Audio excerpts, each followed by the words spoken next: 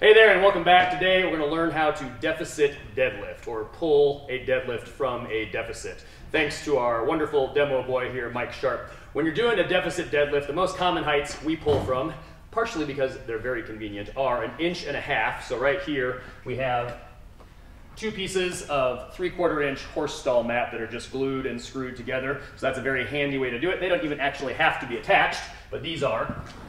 So 1.5 inches works real well. Also, you can pull, if you got something that's about 2 inches, that works real well. This is a DC block. DC blocks are great. They can be used for a whole bunch of things, Olympic lifting, pulling from the blocks. You can stand on it as we would in this case if we were using it.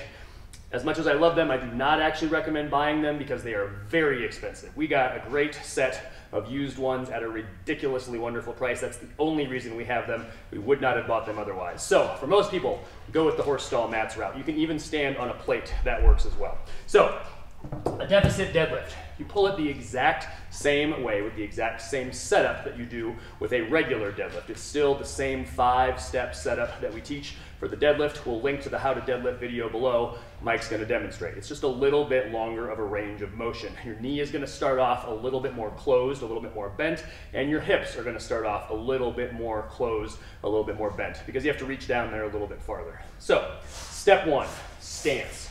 Mike's stance is going to be close to the bar, about 1 inch away. Now he's wearing pants, so it's a little bit tough to see this, but his shins are going to be 1 inch away, and he can pull his pants back like that just to check, okay? His stance is also going to be fairly narrow, and his toes are going to be pointed out slightly. All of this just like the regular deadlift. Step 2, he's going to bend at his hips, not really at his knees. His knees will stay relatively straight, and he's going to take a fairly narrow grip on the bar. So step 2 is grip.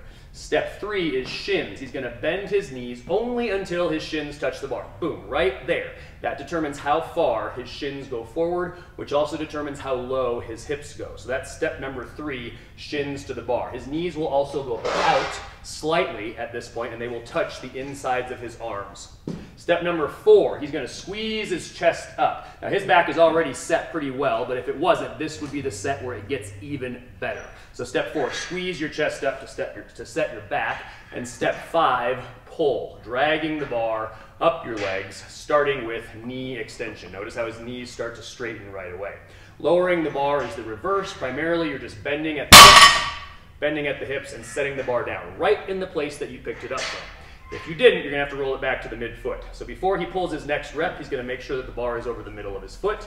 He's going to bring his shins to the bar again by bending his knees, and he's going to squeeze his chest up, and then he's going to pull. So all subsequent reps, go ahead and set it down.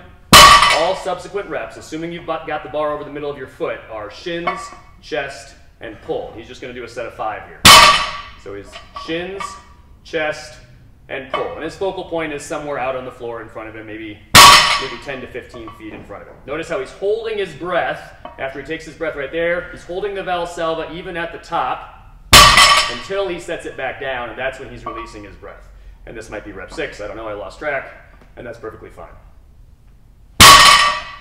All right, so when would you see a deficit deadlift in your program? Well, probably whenever your coach puts it there, but if you're programming for yourself, good uses for the deficit deadlift would include your heavy deadlift day and maybe a medium deadlift day as well. Just bear in mind, it is a longer range of motion than a regular deadlift, so you've got to manage the stress appropriately. You've got to manage the volume and intensity so you don't kind of dig a hole that you are going to have to get out of with the deficit deadlift.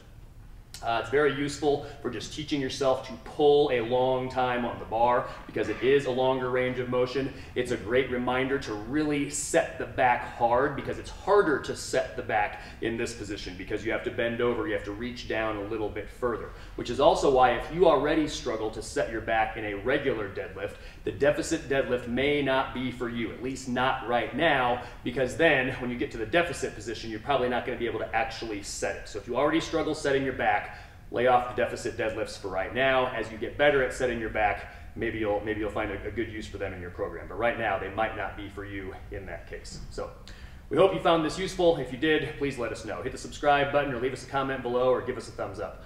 We hope to see you next time, and as always, we hope this helps you get stronger and live better.